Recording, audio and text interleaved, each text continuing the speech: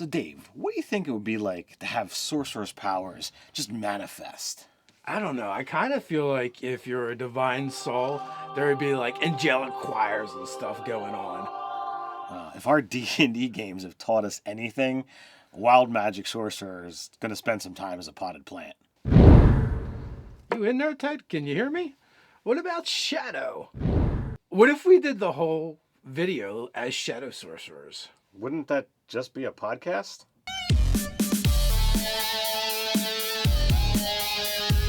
Welcome to Nerdarchy. Nerdarchist Dave here. For nerds, by nerds, and today I'm hanging out with... Nerdarchist Ted, and today we're going to talk about the best race to play a sorcerer in 5th edition Dungeons & Dragons. So I got a question for you. Do you want practical D&D content you can put right in your game? If the answer is yes, then don't forget to hit that subscribe button and attune to that notification bell. Back into our best race to play this class series, and in this case, this class will be The Sorcerer. You know, we're looking through all the different options for races in 5th edition Dungeons & Dragons, and you found that there are 29 races that give a bonus to charisma.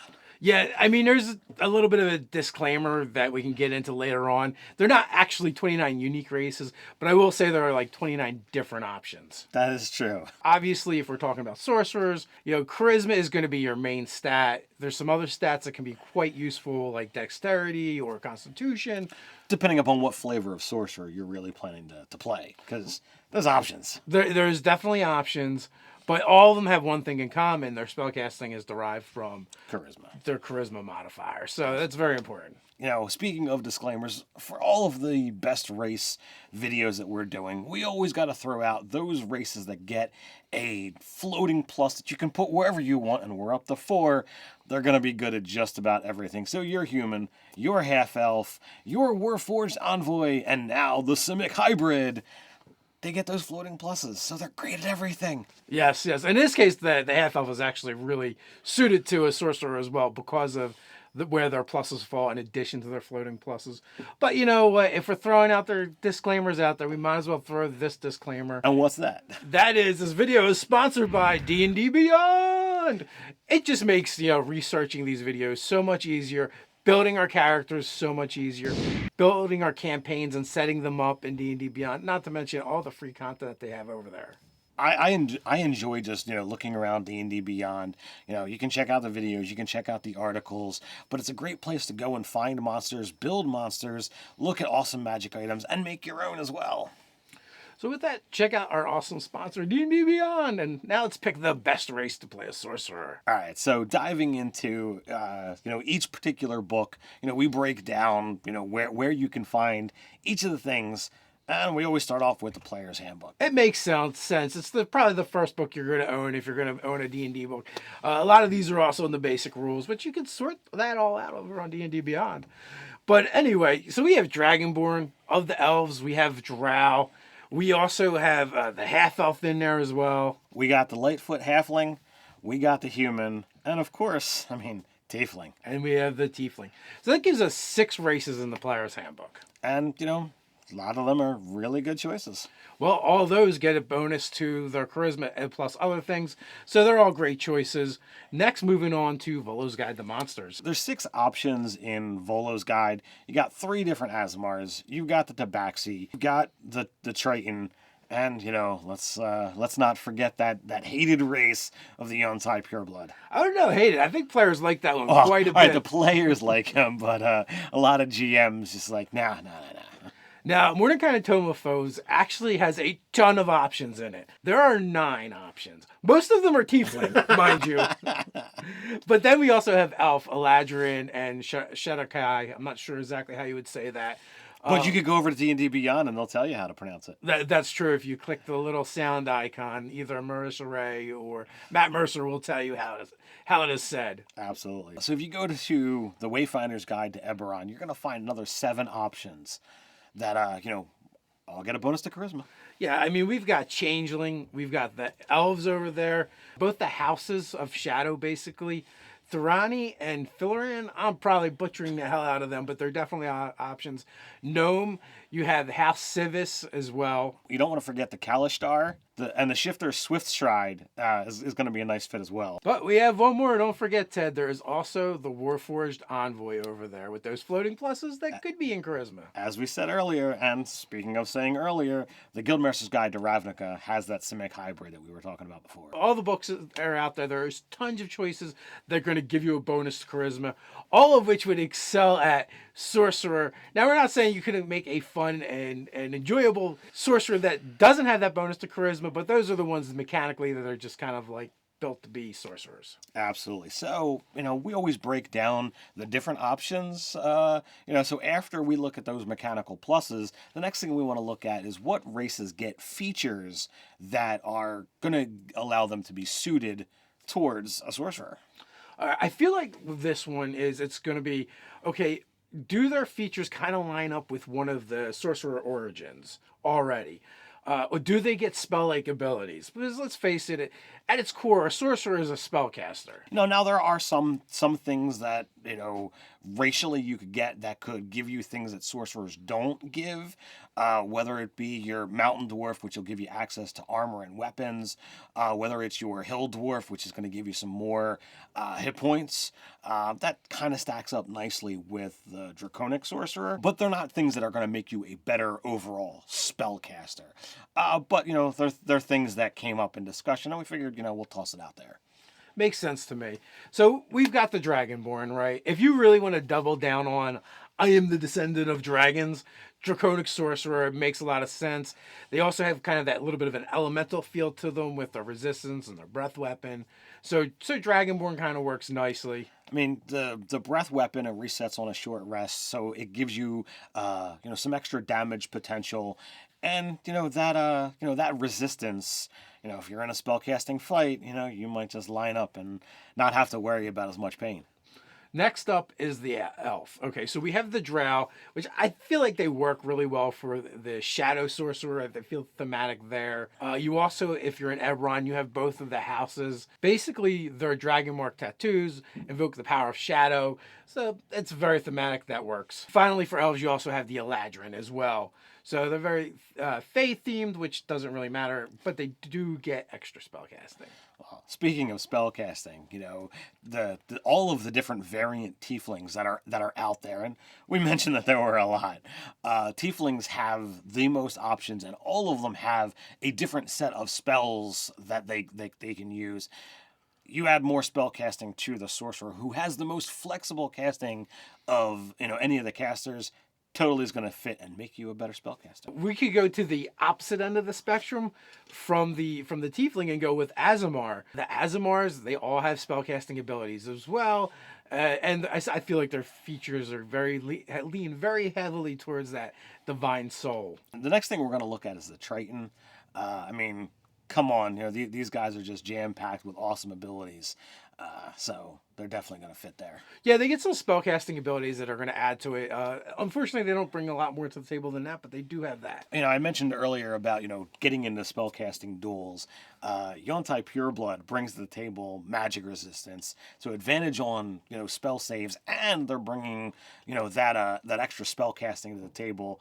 Strong choice there. Yeah, they get animal friendship with snakes, and I believe they also get poison spray as well as a cantrip. So they're going to get a little bit of extra. You're going to get a little extra bang for your buck there. So next we have up the Genasi, elemental by nature. These guys to me just seem naturally affinity towards spellcasting and sorcerers in general. Yeah, every single Genasi has its own brand of spellcasting that's going to bring to the table, flavor towards its element. So especially if you're kind of building your sorcerer a certain way, this could lend heavily towards that. Yeah, I just wish they had an elemental bloodline to really tie them in better. Yeah, I think we'll talk about that a little bit more when we get to themes. Absolutely. So next up is Forest. We have the Forest Gnome as well as House Civis. Both of them get spellcasting. The Forest Gnome gets an at-will cantrip. They make natural illusionists, in my opinion. House Civis also gets some spells under their belt as well. After gnomes, we move on to dwarves. How are dwarves making good sorcerers, Dave? So the only dwarf that I would personally go with to double down on, if you have more spell casting, is the Duergar. The Duergar get invisibility, they get enlarged, they get reduced. They don't get the stats where you need them, but it might be an interesting choice. I've always loved Duergar. In fact, one of the first races I've ever played, with, the Nerdarchy group is the Duergar that I played in your campaign, more than 2 decades ago. Well, going back a little ways. Finally, the last one we have on the list is the Furbolg. Furbolg naturally gets, invisibility. Another great choice for adding some extra spellcasting to the table. You know what? Speaking of visibility, if you go back to the Forest Gnome, they actually have a feat that basically lets them do that when they get hit by an attack. So that's another place where you can kind of like double down on like racial feats that would also improve spellcasting for specific races as well. So that might tie in. But with that, let's go into themes. So the thing about themes are, we kind of talked about this a lot when we talked about Warlock, because there's a lot of Sorcerer Origins that haven't been made yet that would work real easily. Like, I feel like Fae, Elemental, anything you would make a Warlock pack with, you could probably also do a Sorcerer Origin for, and vice versa. So I feel like there's a lot of things that are going to come down the road. Absolutely, and I, briefly mentioned earlier that elemental is something that I would like to see, because how flavored is the elemental planes, that we have, bouncing around the D&D verse. So now in our themes, we got things broken up a little differently. So starting off, we have our dragon theme, which is basically going to be kobolds and dragonborn. These things, both in the 5th edition rule set seem to be, broken down of these are draconic origins. Way back in D&D, kobolds were more like dog-like and they were furry, and over the editions they've wound up becoming more scaly and draconic, even so much as like they're, linked to dragons in some way, shape, or form. And we've gone even further with our own world and how we've adapted them. So they definitely fit into a draconic origin for sure. Now next, we're going to go with Shadow. And in Shadow, again, we had mentioned Drow. You have the elves and Eberron with the both of the houses. And we've also got the Shadowkai. So we're really doubling down on elves and shadows here. So Shadowkai, so that's a weird one. Now, forgive me folks if I'm misremembering, but they've changed a lot through the editions, and they used to be kind of like shadow people. They were elves. Now they have they're deeply tied to the Raven Queen. Mm-hmm. So I feel like they're a good fit thematically for the Shadow Sorcerer. I think so as well. So next we're going to look, you talked earlier about the Divine Soul and how easily that links to, the Aasimar. Come on, they're basically divine beings themselves.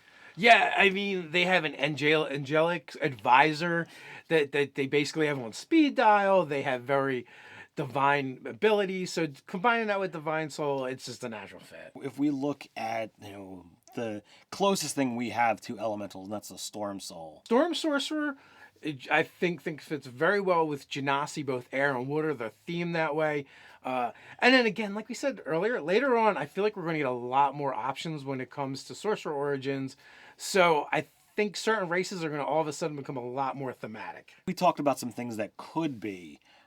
So we're gonna talk about that whole future potential here as well. I could definitely see a fiendish origin coming down the road.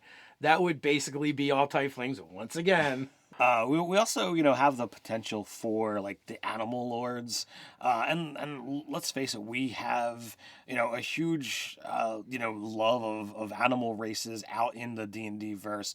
So you've got your lizard folk, you've got your Yontai pureblood, you've got your Tabaxi, and if you go out into the DM's Guild or any of that kind of stuff, you have got loads of animal races that are out there in third-party stuff. Yeah, so in previous editions, we had animal lords, the cat lord being the biggest amongst them. I think they eventually made them for all the other animals as well.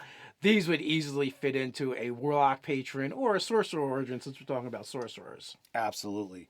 And then, you mentioned earlier about there being fae. And, there is a Fey pact for Warlock, but we don't have a Fey origin for a Sorcerer's Bloodline. What do you think would fit there? So, one, I think it's only a matter of time before it happens, but Eladrin hardcore, Forest Gnomes would work, Furbolgs would work as well. We'd also have the Centaur. I mean, how Fey are they to begin with? So, well, it is, their type is Fey, so that makes perfect sense.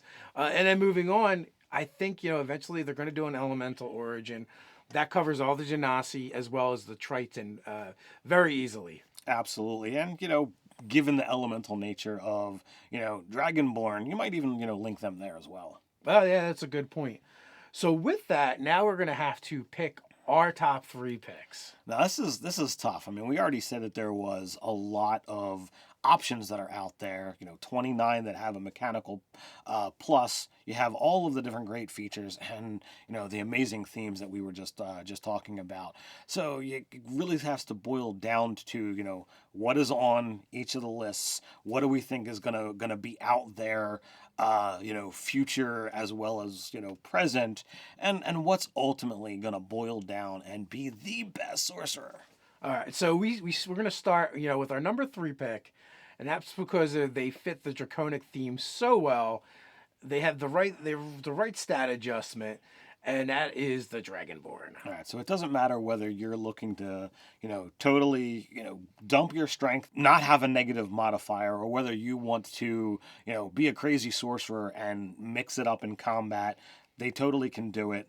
But the Dragonborn mixed with Draconic Sorcerer is just such an awesome fit that we had to put that as our number 3. It had to be on the list. So next we went with our number 2. We went with Azamar because the Divine Soul, they're just made to be divine souls. They could be any kind of other sorcerer for that matter. They had that bonus to charisma. You have a lot of flexibility with all the different subclasses and sub-races that you can mix and match. So Azamar just works for me. That and the fact that, divine, we're talking gods here. Literally, there are gods for everything in most D&D worlds. So therefore, it's like, oh, what if I'm an angelic storm thing? Oh, now I'm a storm sorcerer. Totally fits. Oh, I'm an angel of Bahamut. So therefore, I'm a draconic. Everything easily ties together and easily fits. Yeah, I was even drawing that correlation. So this just makes them an even stronger fit. So our number 1 pick, we had to go with, because it shows up so much and there's so much variety and so many different options you could go with. And what's that? That is the Tiefling. All right, as I mentioned, throughout the different iterations, there is just more choice with the Tiefling than anything else. And therefore, we had to put them as the number 1. They're getting a bonus to charisma. They're getting spellcasting options, regardless of what iteration you go. There's nothing stronger. Yeah, you've so many options for where you want to put that other stat adjustment, but based on the type you pick, and they even get resistances. So there's a lot of flavor there. And if they ever do come up with a fiendish origin, that's a lock. So we had to put it in there. It boils down to the question of, what do you guys think? Did we get it right? Did we get it wrong? You can put those thoughts down in the comments below. While you're down there, don't forget to like, share, and subscribe. Before you head on out, if you enjoy this content we're doing, there's a place where you can get even more of it, where we're kind of doubling down, we're turning it into products. And also, these are the folks that help make this content possible, and that is our patrons. Go check out the Patreon and get involved over there. And before you head on out and, down to the comments to give your thoughts, why don't you check out the sponsors in the description, D&D Beyond. They make these videos possible as well. So until next time, stay nerdy.